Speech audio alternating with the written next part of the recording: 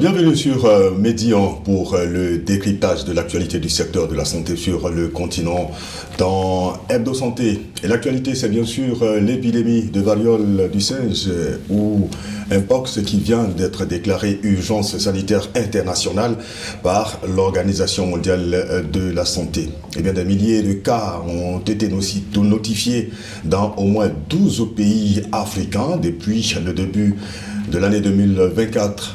Comment la riposte est organisée pour stopper cette épidémie et sauver des vies? Médian est aux côtés donc des acteurs de tous ces pays touchés afin d'accompagner leurs actions de lutte par l'information. Et je suis avec des experts de la question sur ce plateau, colonel Koné Salimata, ingénieur des eaux et forêts, directrice de la faune et des ressources synergétiques au ministère des eaux et forêts de Côte d'Ivoire. Bonjour, colonel. Bonjour, M. Kouakou. C'est un immense plaisir de vous recevoir sur le plateau d'Hebdo Santé. C'est nous qui vous remercions. Également avec nous, Dr Amani Yaomé Raphaël, médecin épidémiologiste, spécialiste dans l'épidémiologie et de la surveillance des zoonoses liées à la faune sauvage. Un point focal de la surveillance de la fièvre jaune, de la dengue et également de la Mpox à l'Institut national d'hygiène publique de Côte d'Ivoire. Bonjour docteur. Bonjour monsieur Kouakou. En tout cas, bienvenue sur ce plateau d'Hebdo Santé. Merci encore à tous les deux d'avoir accepté de participer à cette émission pour parler des mesures d'urgence pour éviter la propagation de la Mpox ou encore variole du singe, qu'on appelle encore monkeypox. Alors pour commencer, est-ce que vous pouvez donc nous rappeler un peu les faits au sujet donc de cette maladie en Afrique et particulièrement en Côte d'Ivoire? Comment ça a commencé? Est-ce que c'est une maladie, une nouvelle maladie, j'allais dire? Merci beaucoup.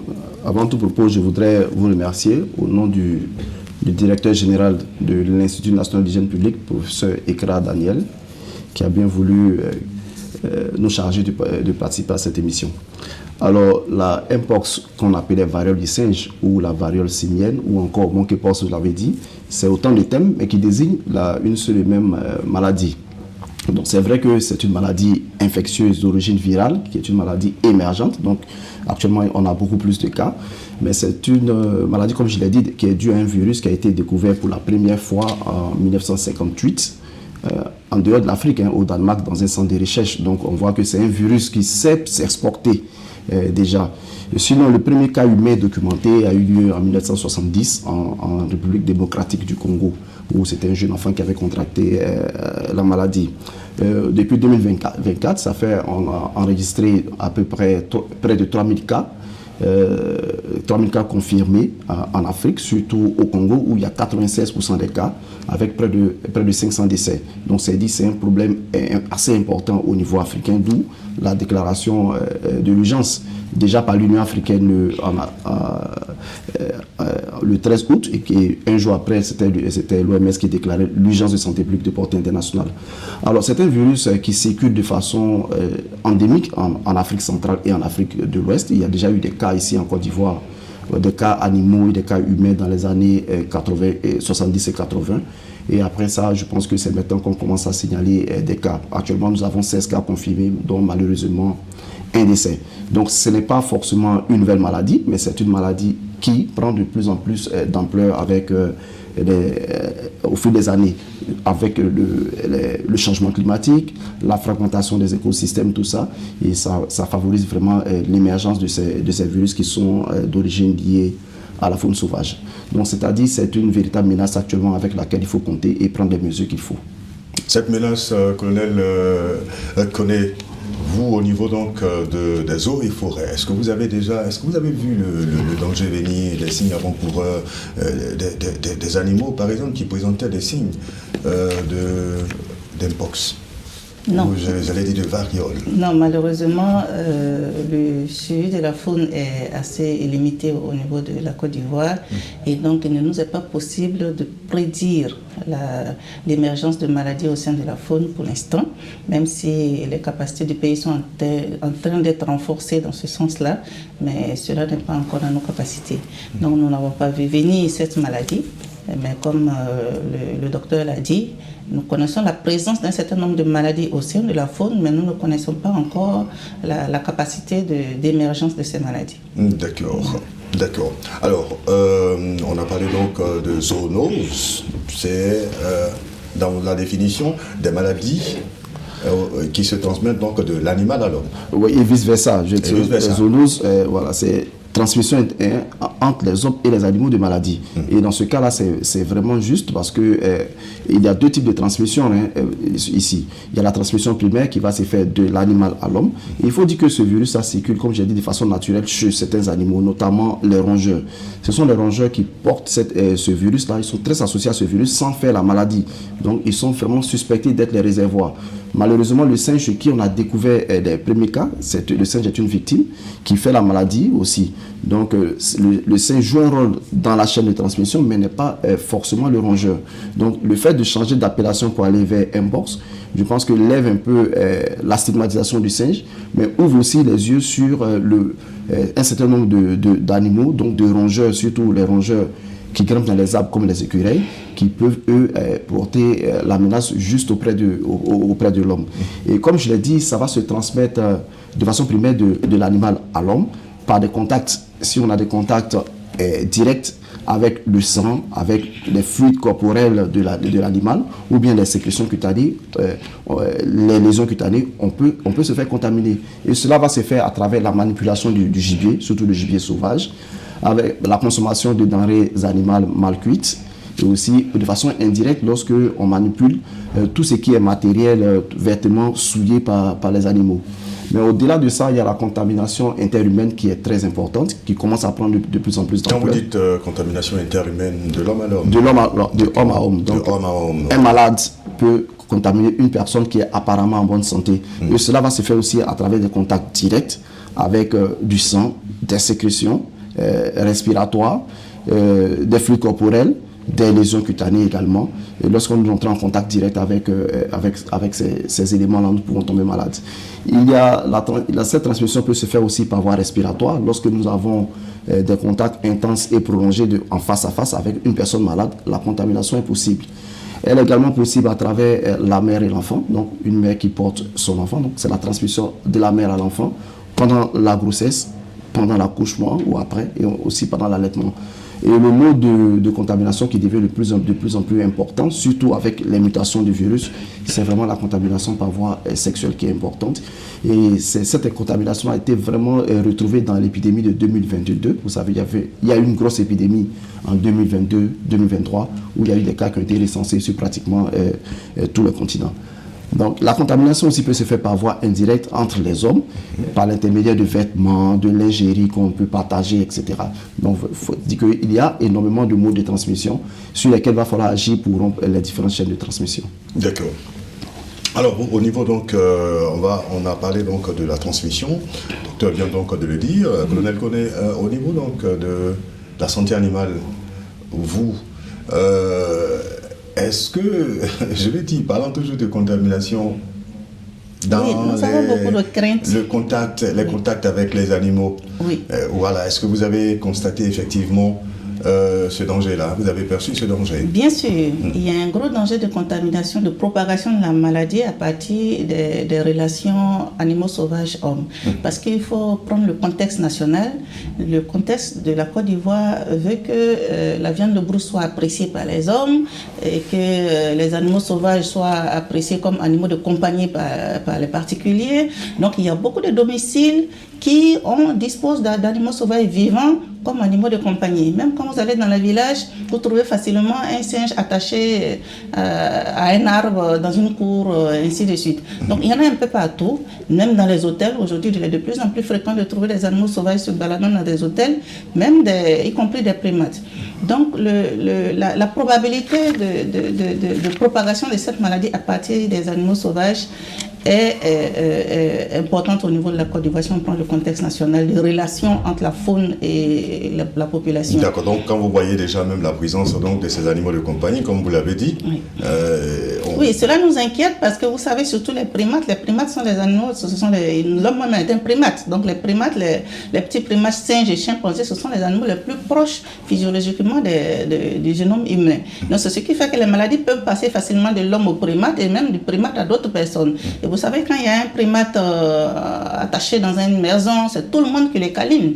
Donc c'est facile de propager, de lui donner une maladie, de reprendre cette maladie, de propager un peu partout.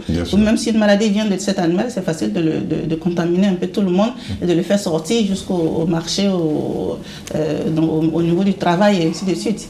Donc c'est préoccupant pour le ministère des Eaux et Forêts. Et donc il était important pour nous d'agir et surtout que la plupart de ces contacts, de ces situations de présence d'animaux même ne sont pas en conformité avec la législation en vigueur. Il était important d'agir. Voilà. Vous avez tout de suite agi à l'annonce donc de cette épidémie en faisant quoi?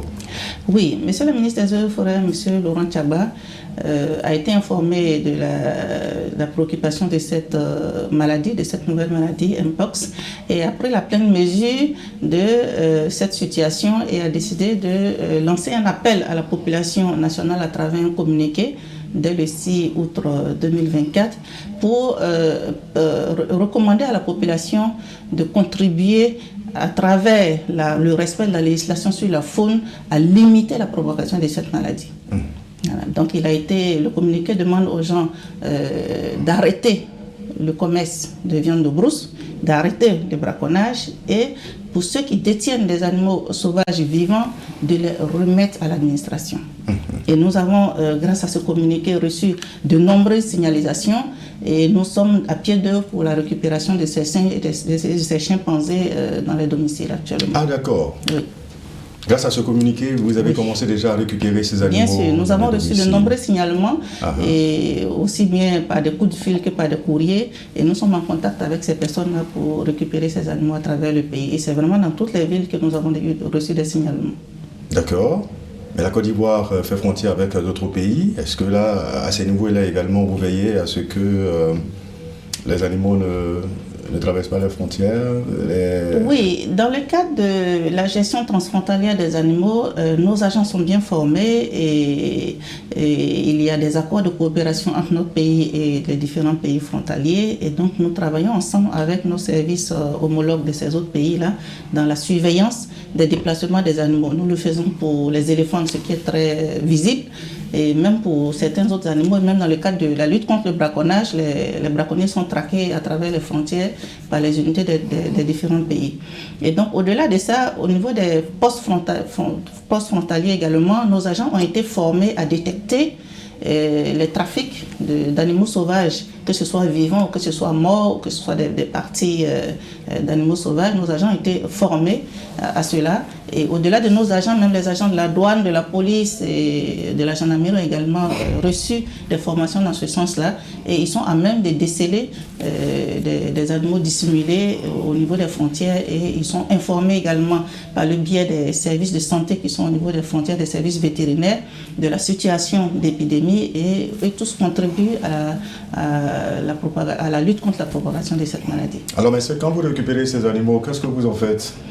Nous avons des refuges, des centres de sauvegarde où nous les envoyons. Donc, les gens pensent que les animaux doivent aller tous au zoo. Non, le zoo n'a pas suffisamment de place et le zoo n'est même pas habilité à recevoir des animaux malades. Donc, quand nous les recevons, quand nous les prenons, nous les envoyons dans des centres de sauvegarde spécialisés. Nous avons des centres de sauvegarde grâce à des ONG partenaires qui ont créé des espaces avec des enclos appropriés pour recevoir ces animaux-là. Donc, nous envoyons les animaux dans ces centres de sauvegarde, nous les isolons. Nous, avec le travail, avec le partenariat avec la direction des services vétérinaires, nous faisons des tests sur ces animaux pour voir leur état de santé avant de les mettre en groupe pour ceux qui se révèlent être en bonne santé. Et ensuite, ces animaux sont habitués, sont déstressés, sont soignés pour les maladies pour lesquelles on peut leur apporter des soins. Et ensuite, nous les habituons à la vie sauvage et certains sont parfois relâchés dans la nature. Docteur Mani, Ce sont vraiment des actions vigoureuses qui vont contribuer à limiter la propagation de cette maladie. Déjà, si on écarte donc, la contamination avec les animaux, il va rester donc de homme à homme, comme vous l'avez dit, et on peut agir là-dessus. Oui, effectivement, je pense que c'est un pan de lutte qui est très important parce que l'une des grandes recommandations, c'est de vraiment réduire ou éviter les contacts avec les animaux, que ce soit les animaux malades ou les animaux morts. Mais a priori, on ne peut pas savoir si un animal est malade en le voyant. Donc, en limitant les contacts par ces actions-là, déjà, je pense que c'est déjà un très bon pas pour réduire la transmission zoonotique. Surtout que parmi les cas qui ont été identifiés dans le pays, il y a surtout les premiers cas pour lesquels on a eu vraiment la notion d'exposition, donc au cours de manipulation ou bien de consommation d'animaux sauvages. Donc c'est très important. Alors il va falloir maintenant intervenir sur la transmission d'homme à homme. Et pour cela, il est important qu'on reconnaisse bien les symptômes de la maladie. Parce que lorsque vous allez rentrer en contact avec le virus, c'est pas forcément immédiatement que vous allez développer les symptômes. Il y aura une période d'incubation, donc un temps de latence qui va se dérouler, qui tourne autour de 10 jours, 12 jours, mais qui peut atteindre 21 jours. Donc après cela, il y aura des manifestations comme la fièvre, des fatigues, et puis des fatigues musculaires, etc., des douleurs musculaires. Et on peut avoir des adénopathies, ce qu'on appelle des ganglions qui vont s'enfler un peu partout sur le corps. Alors, après cette phase-là, il y aura la phase éruptive. Donc, ce sont des boutons qui vont apparaître sur tout le corps.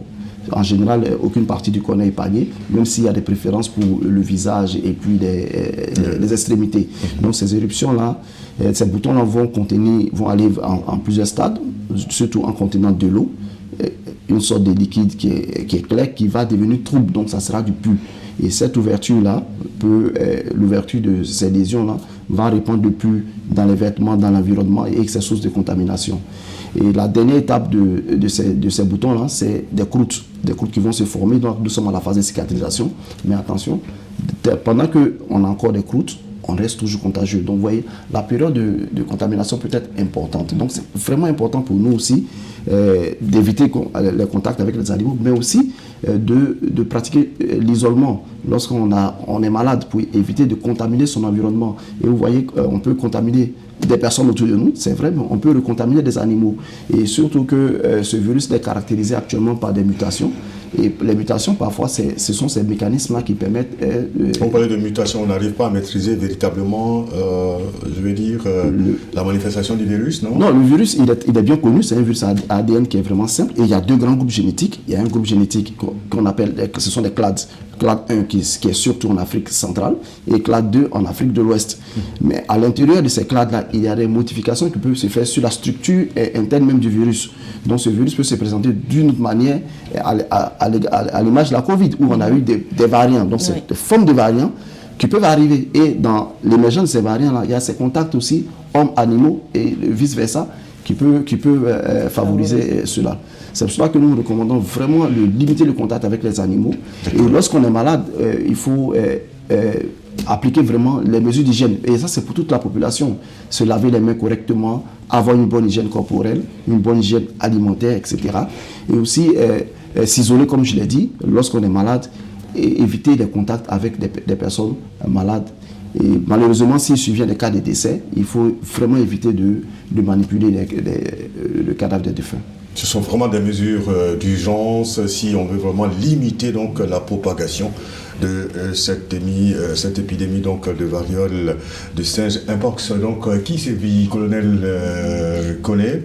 Alors quelque chose à ajouter à vos actions que vous menez pour effectivement limiter la propagation? Oui, nous voulons dire à l'ensemble de la population nationale qu'il faut accorder une grande importance à cette énième épidémie qui vient après, on l'a vécu la Covid-19, avant la Covid-19 on a vécu également Ebola et la population doit pouvoir se rappeler qu'à l'époque l'Afrique centrale a subi plusieurs épidémies d'Ebola lorsqu'on pensait que ça ne pouvait pas arriver en Afrique de l'Ouest et puis c'est arrivé en Guinée où il y a eu vraiment un nombre très important de décès. Arrivé aux portes de la Côte d'Ivoire et on a vu lorsque toute la population ivoirienne s'est mobilisée vraiment et a arrêté la consommation de la viande de brousse, et arrêter de toucher les animaux, on a vu combien toutes ces mesures ont aidé à éviter l'entrée du virus Ebola dans notre pays. Et donc, c'est le lieu d'inviter la population nationale à respecter à nouveau toutes les mesures qui sont recommandées, parce que cette maladie est déjà, cette fois-ci, dans notre pays. Nous avons des cas en interne qui proviennent de nos animaux sauvages de la Côte d'Ivoire, et en plus, nous avons la capacité d'aggraver cette épidémie en touchant, en faisant retourner le virus au sein de la faune, qui peut la répandre encore à d'autres humains. Donc vraiment, il faut qu'on on fasse attention à cette situation et qu'on contribue vraiment à mettre en œuvre les mesures sanitaires en évitant la viande de brousse et en s'éloignant des animaux sauvages vivants. Laissez les animaux sauvages dans la nature ou remettez-les au ministère des Eaux et Forêts, qui pourra créer des zoos. Il est envisagé la création de zoos régionaux même, pour la satisfaction des populations. Donc les animaux sont mieux dans les endroits spécialisés et non pas dans les domiciles. D'accord. Alors il y aura, je vais dire, je ne parlerai pas de traque, ceux qui s'entêtent à garder leurs animaux. Oui, bien sûr, bien sûr. Il y a une législation qui est en vigueur, qui vient d'être adoptée le 11 juin 2024, la loi 2024-364 portant gestion de la faune, et donc le ministère des Eaux et Forêts est à pied d'œuvre pour l'application stricte de cette loi-là. Donc la chasse est fermée jusqu'à présent.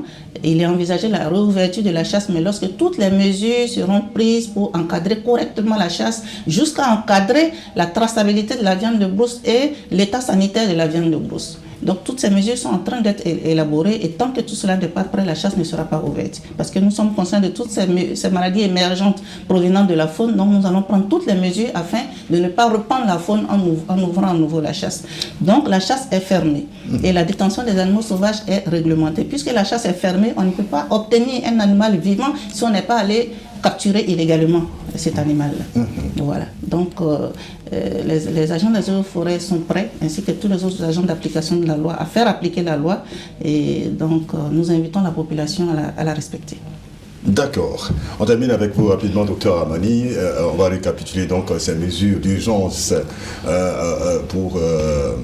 j'allais dire limiter, éviter donc la propagation de cette épidémie d'Mpox. Oui, merci beaucoup. Effectivement, il y a des mesures d'urgence, mais il faut dire qu'il y a des mesures qui sont aussi planifiées parce que, comme elle le disait tout à l'heure, nous avons élaboré un plan commun, donc c'est un plan multisectoriel qui prend en compte toutes les parties prenantes de sorte à ce que les actions il y ait une synergie d'action et qu'il y ait la mutualisation des ressources. Et ça, c'est absolument important.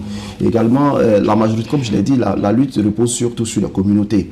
Donc, il y a déjà des mesures qui ont été données de réduire vraiment ou bien d'éviter les contacts avec les animaux. Si malheureusement on trouvait des animaux morts dans la nature, il faut signaler aux autorités compétentes de sorte à ce qu'on sache de quoi il s'agit. Parce que les épidémies, surtout d'origine, dont les virus ou bien les agents pathogènes proviennent de la faune, sont toujours liés à une épidémie, une épizootie qui a eu lieu dans la faune sauvage. Mais en général, on n'arrive pas à la détecter. Donc, s'il y a des premiers signaux d'animaux malades ou morts qu'on signale, ça peut permettre d'anticiper sur des épidémies.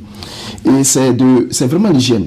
Comme on a dit, des mesures d'hygiène qu'il faut respecter. L'hygiène des mains, le port des masques, on a dit aussi, ça peut arriver surtout lorsque nous sommes en contact avec des hommes malades, mais aussi des animaux, puisqu'on peut retransmettre ce virus aux animaux.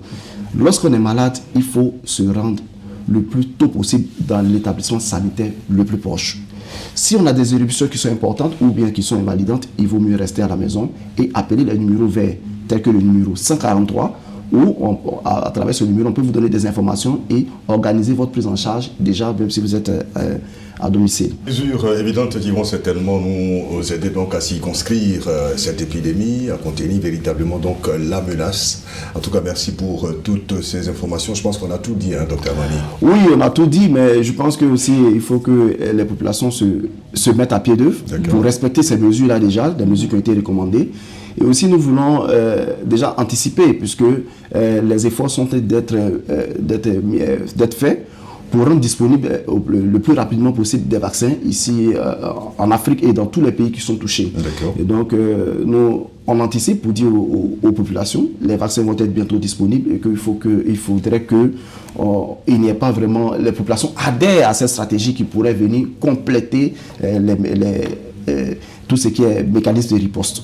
D'accord, quand les vaccins seront en place, donc on dira où est-ce qu'il faut aller se faire vacciner. Le colonel connaît, on rappelle encore qu'il est important, si vous avez des animaux de compagnie, il faut donc les déclarer auprès donc des services compétents, des services vétérinaires compétents, c'est ça? Oui, des services du ministère des Eaux et Forêts. Des Eaux et Forêts, ok. Pour détenir des animaux sauvages vivants, il faut obtenir une autorisation du ministre des Eaux et Forêts.